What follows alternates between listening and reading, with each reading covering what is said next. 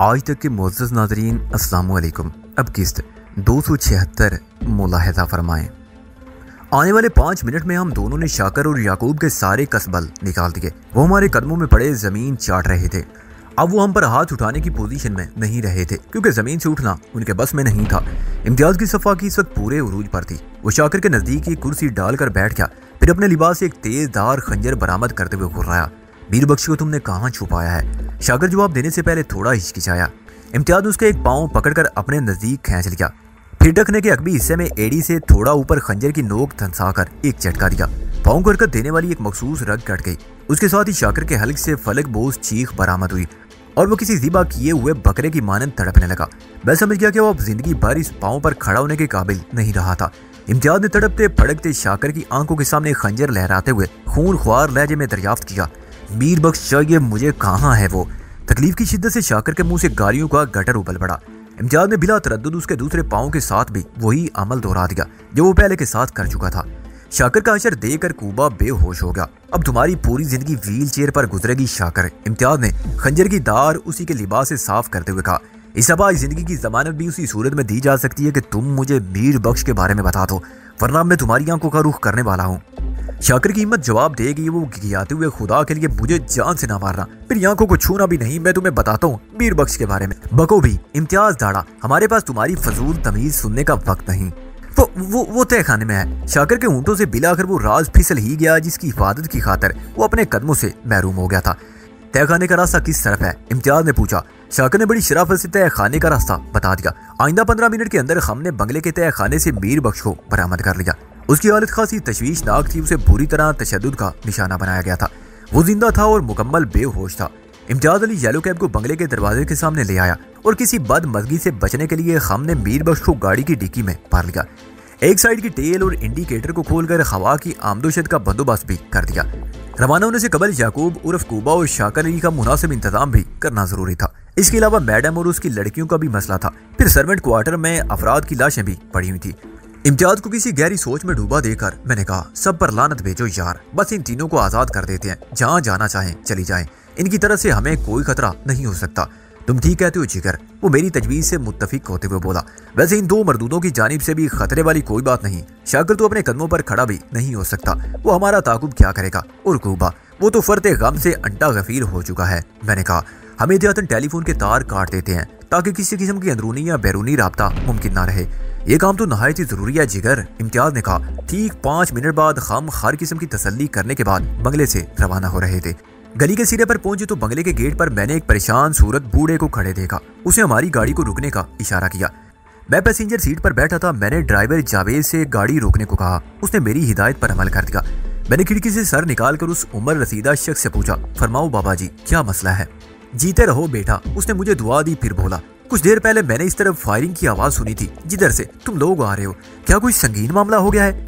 उधर कुछ मैयतें हो गई हैं। इम्तियाज़ उस शख्स के सवाल का जवाब दिया। मैयत पर फायरिंग? उसने हैरत से दोहराया।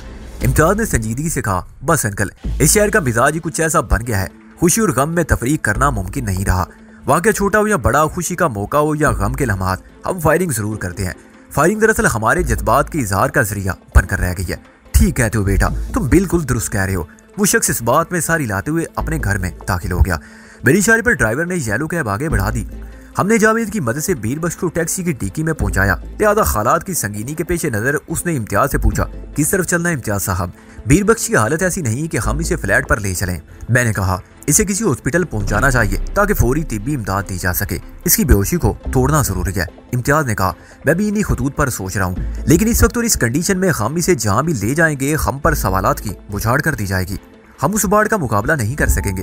फिर मैंने तशवीश में डूबे हुए लहजे में कहा, आप लोग परेशान ना हों। जावेद ने ठहरे हुए लहजे में कहा, मेरे एक डॉक्टर दोस्त का प्राइवेट हॉस्पिटल है जहाँ हर किस्म की इलाज की सहूलत मैसर है। अगर आप कहो तो मैं सीधा वहाँ चलता हूँ। क्या तुम्हारा वो दोस्त हमसे जीरा नहीं करेगा? इम्तियाज़ ने पूछा। वो मेरा दोस्त है, जावेद ने पूरी एतमाद लहजे में कहा। मैं समझाऊंगा तो वो समझ जाएगा। उसकी राइश भी हॉस्पिटल की बालाई मंजिल पर है। वैसे इस हॉस्पिटल में 24 घंटे इमरजेंसी की सहूलत मौजूद है। इम्तियाज़ ने पूछा, तुम्हारे दोस्त डॉक्टर का हॉस्पिटल कहाँ है? गुलशन में, उसने बताया। डॉक्टर का नाम फेरोज, जावेद ने जवाब दिया। ठीक है, इम्तियाज़ ने मुतमईन अंदाज में कहा। हम अभी और इसी वक्त गुलशन इकबाल जाएंगे। जावेद ने यकबार की येलो कैब की रफ्तार बढ़ा दी। जब हम फ्लैट पर पहुंचे तो उजाला फैल चुका था। दरवाजे पर अभी ताले को देखकर मैंने हैरत भरे लहजे में इम्तियाज से पूछा, ये दोनों कहाँ चली गईं? रूबी को मॉर्निंग वॉक की बीमारी है। वो जेब से ताले की चाबी निकालते हुए बोला, साहिल को अपने साथ ले गई होगी। ओह, मेरे मुंह से बेइख्तियार गहरी सांस खारिज हो गई। रूबी जितनी हसीन है उतनी ही खूबसूरत उसने बीमारी भी पाल रखी है। मॉर्निंग वॉक का कोई नेमुल बदल नहीं हो सकता। हम फ्लैट के अंदर आ गए। इम्तियाज ने हमारी खेत अंदाज में कहा, अभी रूबी से तुम्हारी खुलकर बात नहीं हुई होगी। उस हसीन लड़की ने वाकई बड़ी संगीन बीमारियां पाल रखी हैं। उसके गम को महसूस करने के लिए गमख्वार दिल का होना जरूरी है। मैंने महसूस किया रूबी के हुस्न के जिक्र ने उसे खासा संजीदा कर दिया था। मैंने उसकी कैफियत को जायल करने की खातिर मौजूए गुफ्तगू बदल दिया और पूछा, क्या यहाँ करीब में कोई पार्क वगैरह भी है या वो मॉर्निंग वॉक के नाम पर रोड नापने गई है? इम्तियाज ने जवाब दिया, यहाँ कुछ ही फासले पर एक खूबसूरत पार्क मौजूद है। एक पहाड़ी पर वाकई सेहत अफजा मुकाम का नाम हिल पार्क है। ये कराची का सबसे बुलंद मुकाम है जिससे पूरे शहर का नजारा किया जा सकता है। वाह, मैंने मुसरत अंदाज में कहा, मुझे किसी ऐसी ही जगह की तलाश थी। क्या करने का इरादा है जिगर? उसने टटोलने वाले अंदाज में मुझे देखा। मैंने कहा, साहिल को मार्शल आर्ट्स और योगा सीखने से बड़ी दिलचस्पी है। उसकी तरबियत के लिए हिल पार्क बहुत मुनासिब रहेगा। जिगर, आज मैंने तुम्हारे आर्ट का अमली मुजाहरा देखा है। इम्तियाज ने सताइशी नजर से मुझे देखा। तुमने वाकई शाओलिन टेंपल से बहुत कुछ हासिल किया है। अगर मौका मिला तो मैं भी तुमसे कुंग-फू की चंद टेक्निक्स जरूर सीखूंगा। पाकिस्तान में खालिस चीनी कुंग-फू के माहिरीन की कमी शिद्दत से महसूस होती है। फिक्र ना करो, अब समझो ये कमी काफी हद तक दूर हो जाएगी। मैंने कहा, क्या मतलब? वो सवालिया नजर से मुझे देखने लगा। मैंने बताया, मैं मुस्तकबिल करीब में यहाँ कराची में मार्शल आर्ट्स का एक बहुत बड़ा क्लब खोलने का इरादा रखता हूँ। Well done. वो खुशी से खिल उठा।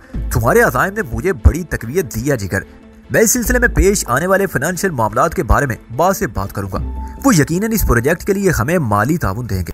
मैंने फाइनेंस का मसला हल कर लिया है। मैंने सिंगापुर वाले मामला से आगाह करने के बाद कहा, मुझे कराची में सेटल होने के सिलसिले में किसी माली परेशानी से नहीं गुजरना पड़ेगा यार। इम्तियाज ने कहा, मेरी दुआ है अल्लाह तुम्हें इस नेक मकसद में कामयाब करे। मैंने पूछा, इम्तियाज, तुमने बताया कि तुम भी काफी अरसा मार्शल आर्ट्स सीखते रहे हो। हाँ, मैंने बांडो स्टाइल में ब्राउन बेल्ट तक सीखा है। उसके बाद मेरा पार्टनर मुल्क से बाहर चला गया और मैंने भी ट्रेनिंग सेंटर जाना छोड़ दिया। मैंने कहा, बांडो में ब्राउन बेल्ट गालिबन छठा ग्रेड है। उसके बाद ब्लैक बेल्ट का दर्जा आता है। तुम भी ब्लैक बेल्ट हो जाते। गालिबन नहीं बल्कि यकीनन ब्राउन बेल्ट का छठा ग्रेड है। White, yellow, orange, green, blue और फिर ब्राउन। बस मैं ब्लैक बेल्ट से एक दर्जे पीछे रह गया। एक लम्हे का तवक्कुफ देकर उसने बेपरवाही से कहा, खैर जिगर, कपड़े की रंगदार पट्टियों में क्या रखा है? असल चीज तकनीक में है और इल्म की महारत है। जो कसर रहेगी वो मैं तुमसे पूरी कर लूंगा। जरूर जरूर, मैंने खुश दिली से कहा। फिर हमारे दरमियान मिशन लेट नाइट पर गुफ्तगू होने लगी। थोड़ी देर बाद साहिल और रूबी भी वापस आ गए। सबने नहा धोकर नाश्ता किया। नाश्ते के अक्सर आइटम वो बाजार से तैयार ले आई थी। नाश्ते के बाद इम्तियाज ने कहा, मैं और रूबी आज का पूरा दिन मसरूफ रहेंगे। जरूरी नोयत के चंद काम निपटाने हैं। तुम लोग फ्लैट पर आराम करो। वैसे चाहो तो घूमने फिरने के लिए नजदीकी इलाकों में जा सकती हो। फ्लैट की एक चाबी तुम्हारे पास है, तुम्हें कोई परेशानी नहीं होगी। रूबी ने खातून खाना के फराइज निभाते हुए फ्रिज में खाने पीने की हर चीज मौजूद रखती थी। तुम चाहो तो लंच घर में भी कर सकते हो। वैसे आसपास यहाँ हर किस्म के होटल और रेस्टोरेंट दिन भर और रात गए तक खुले रहते हैं। मैंने इम्तियाज से पूछा, वैसे तुम लोग कब तक वापस आ जाओगे? शाम तक और रात भी हो सकती है। उसने जवाब दिया, बास को अपनी ताज़ा तरीन कारकर्दगी की रिपोर्ट देनी है और तुम्हारे बारे में कुछ जरूरी बातें भी करना है। मैं मीर बख्श के लिए परेशान रहूंगा। मैंने कहा। वो बोला, मीर बख्श बड़ी इत्मीनान बख्श जगह पर पहुंच गया है। तुम्हें उसके लिए ज्यादा फिक्रमंद होने की जरूरत नहीं। वैसे मैं उसके बारे में मालूम करता रहूंगा। रात तुम भी चलकर मेरे साथ उसे देख आना। ठीक है, मैंने मुतमईन होते हुए कहा। लगभग 10 बजे वो दोनों फ्लैट से रुखसत हो गए। तन्हाई में जैसे आते ही साहिल ने मुझे अपने सवालों की बाढ़ पर रख लिया। मैं उसे बताए बगैर मुंह अंधेरे इम्तियाज के साथ कहाँ निकल गया था। उसकी तशवीश बजा थी। अगर जो रूबी ने नहायती मौजू अल्फाज में उसे ब्रीफ कर दिया था तब वो मेरे मुंह से सुनने की मुतमन्ना थी। मैं आधे घंटे तक उसके मुख्तलिफ सवालात के जवाबात देता रहा। मेरे शाकिर के बंगले पर पेश आने वाले वाकयात की संगीनी को मुमकिन हद तक कम करके उसके सामने बयान कर दिया। वो मेरे साथ रहते हुए अब इतनी सियानी हो गई थी कि मेरे बयान की गहराई तक रसाई हासिल कर सके। इस पूछताछ के इख्तिताम पर उसने इत्मीनान भरी सांस खारिज की और कहा, साड़ बुदा का लाख लाख शुक्र है मीर बख्श जिंदा सलामत हम तक पहुंच गया। इस वक्त हम लॉन्ज में बैठे बातें कर रहे थे। गर्मी बढ़ने लगी तो मैंने कहा, चलो साहिल अंदर कमरे में जाकर बैठते हैं। वो मुझे गहरी नजरों से देखने के बाद शरारत से मुस्कुराई। फिर पूछा, क्या नीलगिरी को टेस्ट करने का इरादा है? तुम काफी तेज नहीं होती जा रही? किस हवाले से? उसने उल्टा मुझसे सवाल कर डाला। मैंने कहा, हर हवाले से। मैंने तो ऐसी कोई बात नहीं की जिससे मेरा कुछ ज्यादा ही तेज होना जाहिर हो। वो चेहरे पर मसनूई संजीदगी तारी करते हुए बोली, तुमने खुद ही तो बताया ना, नीलगिरी ने दावा किया था कि जब भी तुम किसी औरत के साथ तन्हाई में जाओगे तो वो तुम्हारी खलूवत में चली आएगी। उसका दावा कल दोपहर वाले वाक़े के बाद गलत साबित हो गया। मैंने कहा मुमकिन है नीलगिरी उस वक्त किसी जरूरी काम में मसरूफ हो और वो काम छोड़कर यहाँ ना आ सकती हो। साहिल अगर संजीदा लहजे में बात कर रही थी तब मुझे मालूम था वो मुझसे छेड़छाड़ के मूड में थी। मैंने गहरी सांस लेते हुए कहा नीलगिरी का दावा किस हद तक गलत साबित हुआ है ये तो आने वाले दिनों ही में पता चलेगा। मैं फिलहाल आराम करने के लिए कमरे में जाना चाहता हूँ। वजदान और आराम? वो ज़ेरे लब मुस्कुराते हुए बोली। मैंने उसे बहस करना मुनासिब ना समझा और कहा हाँ मैं अपने सर में हल्का दर्द महसूस कर रहा हूँ। मुझे भी यही महसूस हो रहा है। वो जल्दी से बोली और उठकर खड़ी होगी। शायद काफी से कुछ आराम मिले, तुम कमरे में चलो मैं काफी बना कर लाती हूँ। फिर वो किचन में घुस गई और मैंने कमरे का रुख किया। 10 मिनट बाद हम एयर कंडीशन कमरे में बैठे काफी की चुस्कियां ले रहे थे। काफी खत्म हुई तो साहिल ने कहा आओ वजदान मैं तुम्हारा सर दबाती हूँ, इससे क्या होगा, दर्द में आराम मिलेगा। दर्द तो तुम्हारे सर में भी हो रहा है। हाँ वो तो हो रहा है, वो बेपरवाही से बोली। मैंने मानी खेज लहजे में कहा फिर मैं तुम्हारे नाजुक हाथों को तकलीफ क्यों दूं? तुम एकदम इतने बेगाने से क्यों हो जाते हो वजदान? क्यों, मैंने ऐसा क्या किया है? मैंने हैरत से उसे देखा। वो बोली तुम्हारा ही तो कॉल है फ्रेंडशिप में please sorry excuse me thank you को जगह नहीं देना चाहिए। अभी तो तुमने मेरे नाजुक हाथों को तकलीफ देने की जो बात की है वो क्या फ्रेंडशिप को ज़ेब देती है? इससे बेगानगी और तकल्लुफ का इजहार होता है। वो मुझे घिरने की कोशिश कर रही थी। मैंने मामले को संभालते हुए कहा मैंने तो वो बात महज इसलिए की थी कि तुम खुद भी अपने सर में दर्द महसूस कर रही हो। तो क्या हुआ? वो खिलखिला कर हंसती। जवाब में तुम मेरा सर दबा देना, ये सब बराबर हो जाएगा। हाँ ये ठीक है, मैंने जल्दी से कहा। वो एक मरतबा फिर खिलखिलाई। उसकी नकरई खंसी ने फ्लैट के दरो दीवार में ताजगी भर दी। कमरे की फजा मुअत्तर होगी। वो बोली तो जैसे सुरीली घंटियां सी बज उठी। फैतान तुम बहुत चालाक हो। मैंने ये नहीं पूछा कि कैसे चालाक हूँ, सिर्फ इतना कहने पर इत्तफा किया तुमसे ज्यादा चालाक नहीं।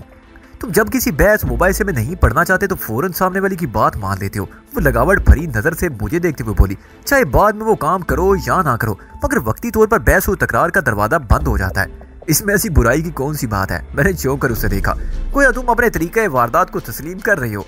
हकीकत को तस्लीम करने में क्या हर्ज है? कोई अर्ज नहीं। वो मौजूद गुफ्तगू तब्दील करते हुए बोली फौरी हकीकत ये है कि हमारे सर में दर्द हो रहा है। पहले मैं तुम्हारे सर का दर्द दूर करती हूँ फिर तुम मेरा सर दबा देना। हम बेड पर आ गए। साहिल ने मुझे दराज होने का मशवरा दिया। फिर मेरा सर अपनी गोद में रखकर पेशानी को हल्के हल्के दबाने लगी। मैंने कहा इससे तो अच्छा है तुम मसाज कर दो। अगली लम्हे उसकी मखरूती उंगलियां मेरे बालों में सरसराने लगी। मैंने आंखें बंद कर ली। साहिल की शायद मिली आवाज मेरी समाज से टकराई। फैतान हाँ शामा में डॉक्टर के पास जाना है। वो क्यों भाई, क्या तुम्हारी तबीयत ठीक नहीं है? मेरी तबीयत को कुछ नहीं हुआ। वो बोली मैं तुम्हें दिखाने जा रही हूँ। मुझे? मैंने बेसाख्ता आंखें खोल दी। मैं तो बिल्कुल ठीक हूँ, तुम्हारी यादाश्त खराब हो गई है। वो धीरे से मुस्कुराई। साहिल तुम ये किस किस्म की बातें कर रही हो?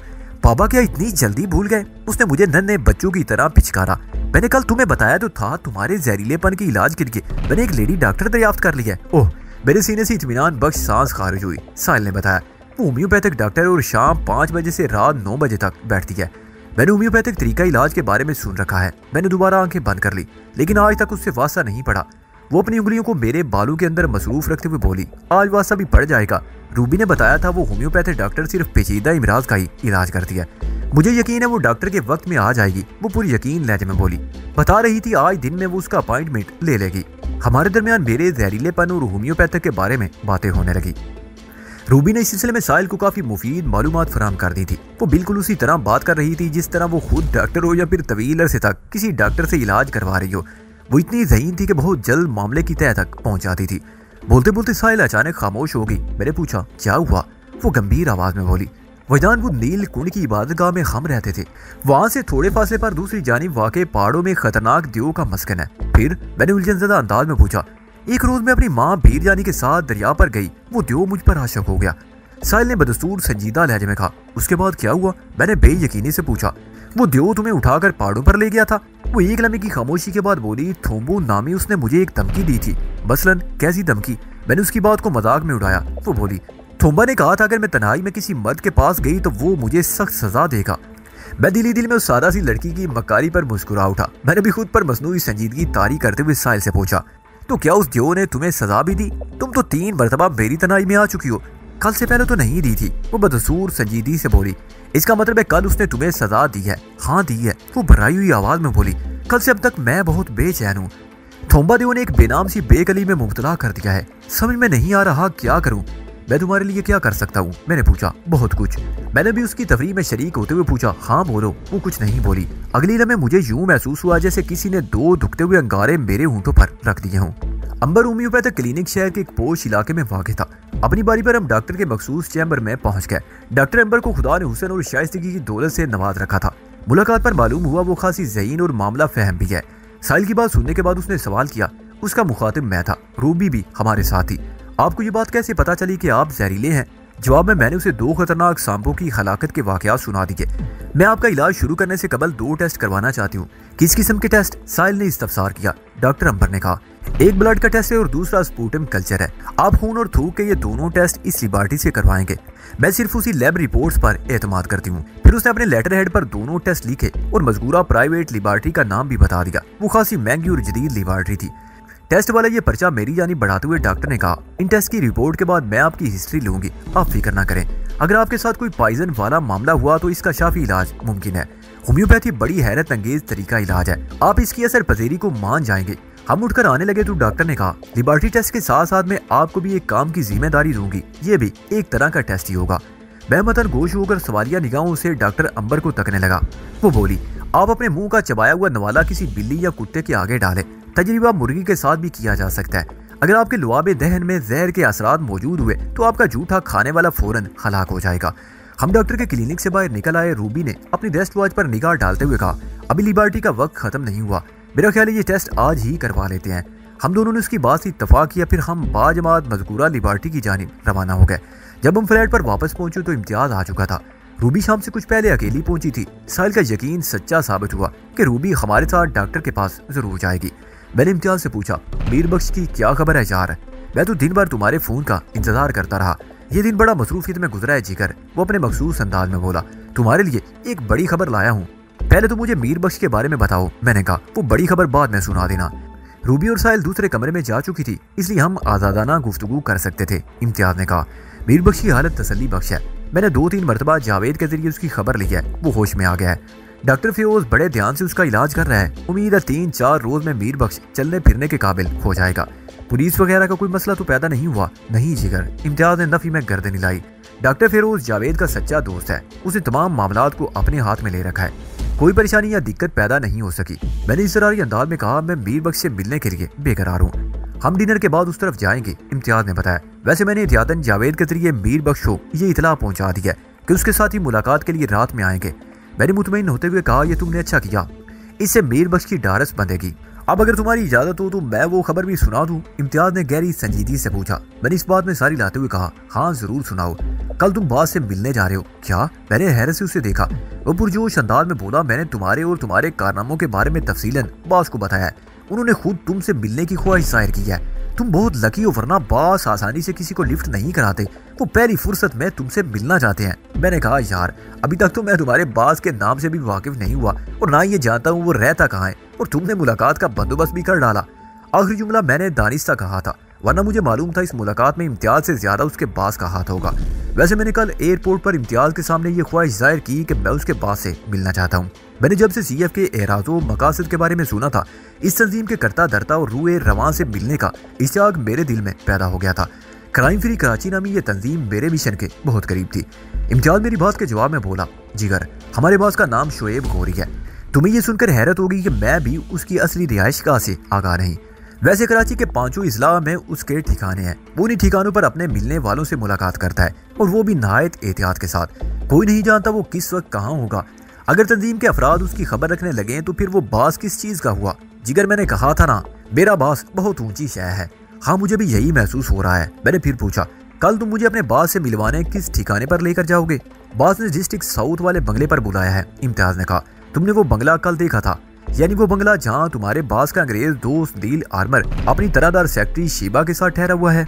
मैंने चौंक कर कहा, तुम डिफेंस सोसाइटी वाले बंगले का जिक्र कर रहे हो ना? वो इस बात में सारी लाते हुए बोला, बिल्कुल बिल्कुल वही बंगला। मिस्टर नील आर्मर और उसकी सेक्रेटरी आज सपहर यहाँ से रवाना हो गए हैं वापस इंग्लैंड। ये मुझे नहीं मालूम। वो साफ गोई का मुजाहरा करते हुए बोला, हमें कल सुबह ठीक 10 बजे साउथ वाले बंगले में पहुंचना है। हमने यानी बास ने कोड वर्ड में हर ठिकाने का एक नाम रख दिया है जो डिस्ट्रिक्ट से मंसूब है। यूं समझ लो कि कल सुबह हम बास से मिलने साउथ जा रहे हैं। हम इस वक्त किस डिस्ट्रिक्ट में बैठे हैं? ये डिस्ट्रिक्ट ईस्ट है, इम्तियाज ने बताया।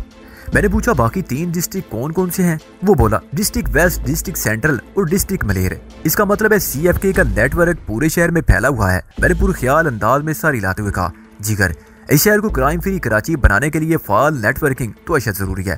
हम कुछ देर तक CF और उसके तरीका कार के बारे में गुफ्तगू करते रहे। मैं कल इस तंजीम के बाद से मिलने जा रहा था, इसलिए भी ज्यादा से ज्यादा मालूमात हासिल करना मेरे लिए मुफीद था। इम्तियाज ने इस सिलसिले में किसी बुखल से काम नहीं लिया। उस रात डिनर हमने घर से बाहर किया। नजदीक एक साफ सुथरा फास्ट फूड रेस्टोरेंट था। इम्तियाज हमें वहाँ ले गया। आज फ्लैट पर आते हुए एक पुरानी सी मजदा गाड़ी भी साथ ले आया था। उसने बताया कि ये ब्राउन कलर की वो मजदा कार इसके इस्तेमाल में रहती है। पुरानी तर्ज आने वाली वो गाड़ी नहायत ही ताकतवर इंजन की हामिल थी। पिछले 2 दिन से वो एक मैकेनिक के पास गई हुई थी। ये गाड़ी इम्तियाज और रूबी के निजी इस्तेमाल में रहती थी। रूबी भी ड्राइविंग करती थी। खाने के बाद हमने बहार आबाद का मशहूर आइसक्रीम फालूदा खाया। फिर मीर बख्श से मिलने गुलशन इकबाल की जानिब रवाना हो गए। डॉक्टर फिरोज का वो प्राइवेट हॉस्पिटल गुलशन के बारोनक इलाके में था। इस 2 मंजिला इमारत की बालाई मंजिल पर डॉक्टर की अपनी रिहाइश थी। डॉक्टर इस वक्त हॉस्पिटल में मौजूद नहीं था, ताहम हमें मरीज तक रसाई के लिए किसी दुश्वारी का सामना नहीं करना पड़ा। इम्तियाज ने जो रेफरेंस इस्तेमाल किया था उसके बाद हमें फौरन मीर बख्श के पास उसके कमरे में पहुंचा दिया गया। डॉक्टर फिरोज ने अपने हमले को हमारी बाबत बता रखा था। वो इस वक्त जाग रहा था। हम पर निगाह पड़ती उसका चेहरा खुशी से चमक उठा और उसने बेइख्तियार बेड से उठने की कोशिश की। मैंने फौरन आगे बढ़कर उसे इस कोशिश से रोकते हुए संभाला। नहीं मीर बख्श, अभी तुम्हें बहुत ज्यादा हरकत नहीं करना। फर्द जज्बात से उसके आंसू निकल आए। वो गुलू घेर आवाज में बोला, साईं इन्होंने मेरे साथ बहुत। उसकी आवाज रुक गई। मैंने कंधा थपकते हुए उसे तसल्ली दी, मीर बख्श हौसला रखो, हमने तुम्हारा बदला ले लिया है। मियां जाहिद हुसैन इस वक्त अपने बाल नोच रहा होगा। तुम्हें अगवा करने वाले और जोदों को करने वाले अपने इबरतनाक अंजाम को पहुंच गए हैं। उसके जिस्म के बेशतर हिस्सों पर पट्टियां लिपटी हुई थी। एक बाजू में फ्रैक्चर भी हो गया था। ज्यादातर चोटें अंदरूनी थी जो बैरूनी चोटों से कहीं ज्यादा खतरनाक थी। ताम ये उसकी खुशकिस्मती थी कि उसे बरवक्त हॉस्पिटल पहुंचा दिया गया और फौरन उसे ट्रीटमेंट भी दिया गया, वरना इसके साथ कुछ भी हो सकता था। मीर बख्श मुझे और साहिल को अपने पास देखकर खिल उठा था। इम्तियाज को भी उसने पहचान लिया। तब रूबी की जानिब वो बार बार सवारियां नजरों से देखने लगा। मैंने उसकी उलझन दूर करने के लिए उसे रूबी के बारे में मुख्तसरन बता दिया। हमने बहादुर आबाद से मीर बख्श के लिए 3-4 ताज़ा मौसमी फल खरीद लिए थे। उसके साथ ही फूलों का गुलदस्ता भी था। ये तमाम चीजें उसके बेड के नजदीक एक छोटी सी मेज पर रखनी थी। हम मीर बख्श से तसल्ली तफसी की बातें करते रहे कि मालूम हुआ डॉक्टर फिरोज हॉस्पिटल में आ चुका है। मैंने इम्तियाज से कहा, मैं डॉक्टर फिरोज से मिलना चाहता हूँ। हाँ वहीदान, डॉक्टर से एक तफसीली मुलाकात बहुत जरूरी है। वो बोला, हम जाते हुए उसको टच कर लेते हैं। थोड़ी देर बाद हम मीर बख्श के पास से उठने लगे तो उसी वक्त डॉक्टर फिरोज वहाँ पहुँच गया। उसे बता दिया गया था कि हम मरीज से मिलने आए हुए हैं। हमारे दरमियान रस्मी अलैक सलैक हुई। फिर वो मीर बख्श के चेकअप में मसरूफ हो गया। डॉक्टर फिरोज की उम्र लगभग 40 साल रही होगी। वो दरमियाने कद का एक दुबला पतला शख्स था। चेहरे पर नजर का चश्मा था उसकी शख्सियत पर जो सूट कर रहा था। वो बहुत तेज बोलता था। उसकी बातें समझने के लिए पूरी तरह एक्टिव रहना पड़ता था। डॉक्टर मीर बख्श के मुआयने से फारिग हुआ तो उसके चेहरे पर इत्मीनान था। वो हमारी जानिब मुतवज्जे होते हुए बोला, मरीज की हालत तसल्ली बख्श है। हम मजीद 2 दिन इसे हॉस्पिटल में रखेंगे। तीसरे रोज आप इसे ले जा सकते हैं। डॉक्टर, मैंने उसे मुखातिब करते हुए कहा, हाथ का फ्रैक्चर किस पोजीशन में है? साहब, फ्रैक्चर तो फ्रैक्चर होता है। वो संजीदगी से बोला, ये 2-4 दिन में ठीक होने वाला मामला नहीं। मीर बख्श का दायां बाजू कोनी के नजदीक से टूटा है। अगर ये टूट फूट बहुत ज्यादा खतरनाक नहीं, ताहम 1-आध महीना तो इस बाजू से कोई काम नहीं कर सकेगा। मैंने बहुत इत्मीनान बख्श प्लास्टर चढ़ा दिया है। इंशाअल्लाह सब ठीक हो जाएगा। 2 रोज बाद आप इसे घर ले जाएं और मुकम्मल आराम कराएं। 1 हफ्ते बाद चेकअप के लिए दोबारा हॉस्पिटल लाना होगा। थोड़ी देर बाद हम चारों मीर बख्श से रुखसत होकर हॉस्पिटल से निकल आए। आते हुए मैंने मीर बख्श से वादा किया था कि गाहे बगाहे मैं उसे देखने आता रहूंगा। हम वापस फ्लैट पहुंचे तो रात के कमोबेश 12 बज चुके थे। इम्तियाज ने याद दहानी के तौर पर मुझसे कहा, वहीदान जल्दी सोने की कोशिश करना ताकि सुबह जल्दी उठ सको। कल हमें बात से मिलने भी जाना है। तुम मेरे उठने और सोने की फिक्र ना करो, मैंने जेर लब मुस्कुराते हुए कहा। मैं अला सुबह बेदार हो जाऊंगा। वैसे भी कल से मुझे बाकायदगी के साथ हिल पार्क जाना है। साहिल की ट्रेनिंग शुरू होने वाली है। जिगर, तुम इस नेक काम में रूबी को भी शरीक कर लो तो ये बहुत बड़ा काम होगा। वो करीबी खड़ी रूबी की जानिब इशारा करते हुए बोला, शायद योगा की मशकें ही इसकी कुनूतियत को दूर कर सके। कुनूतियत? मैंने हैरत से खुश मिजाजी से रूबी की तरफ देखा। मैंने तो इसे कुनूतियत में नहीं देखा। क्या तुम कोई दिलचस्प मजाक कर रहे हो? जिगर, ये मजाक का कौन सा वक्त है? वो दीवारगीर किला की तरफ निगाह उठाकर बोला, रूबी की कुनूतियत बहुत गहराई में छुपी हुई है, ऊपर से नजर नहीं आती। अभी तुमने इसकी कहानी सुनी है और ना ही घुल मिलकर गुफ्तो शनीद की है। आहिस्ता आहिस्ता तुम पर इसकी नजर न आने वाली उदासी का राज खुलेगा। इसी दौरान में रूबी बिल्कुल खामोश और संजीदा खड़ी रही। इम्तियाज की बात पूरी हुई तो उसने मुझसे कहा, वहीदान भाई, ये सच है कि मैं योगा की मशकें करना चाहती हूँ। हाँ, आप लोग मुझे भी साथ ले जाया करेंगे तो मुझे खुशी होगी। तुम्हारी खुशी मुझे अजीज है रूबी, मैंने मुस्कुराते हुए कहा। अगरचे मैं तुमसे उम्र में 5-6 साल छोटा हूँ, लेकिन तुम्हारे मुंह से अपने लिए भाई का लफ्ज बहुत अच्छा लगता है। शायद इसलिए भी कि मेरी अपनी कोई बहन नहीं। बहन भाई के रिश्ते में उम्र की कमी बेशी से कोई फर्क नहीं पड़ता फैतान, वो भी मुस्कुराते हुए बोली। तुम्हें भाई कहते हुए मुझे भी एक अनजानी सी मुसरत का एहसास होता है, और मैं भी ये जरूर कहूंगी कि शायद इसकी वजह ये हो कि मेरा भी कोई भाई नहीं। मैं अपने वालिदैन की इकलौती थी। इकलौती थी क्या मतलब? साहिल ने चौंक कर रूबी की तरफ देखा। वो एकदम उदास हो गई। बताऊंगी। इमजाद ने मुझे निगाहों में इशारा किया। मतलब यही था इस वक्त इस मौजू को मौकूफ कर दिया जाए। मैंने एक तवील मसनूई जमाई लेते हुए कहा, भाई मुझे तो नींद आ रही है, बाकी बातें कल कर लेंगे। साहिल मेरी बात को फौरन समझ गई। रूबी से मुखातिब होते हुए उसने कहा, ठीक है डियर, हम तुम्हारी इकलौतेपन पर बाद में बात करेंगे, फिलहाल तुम आराम करो। और हम भी। फिर हम लोग अपने अपने कमरों में चले गए। ये सच है कि रूबी की जबान से अपने लिए भाई सुनना मुझे नहायत ही अच्छा लगता था। इससे कुछ अर्सा पहले जब मैं हिंदुस्तान के शुमाली कस्बे ऋषिकेश में था, सीता को मैंने वैशी पंडितों की बर्बरियत से बचाया था, तो पता नहीं रूबी मुझे भाई बनाकर कौन कौन से इम्तिहान लेना चाहती थी। हम कमरे में आकर सोने के लिए लेटने लगे तो साहिल ने कहा, फैतान तुम्हें तो बैठे बिठाए एक बनी बनाई पली बड़ी खूबसूरत बहन भी मिल गई।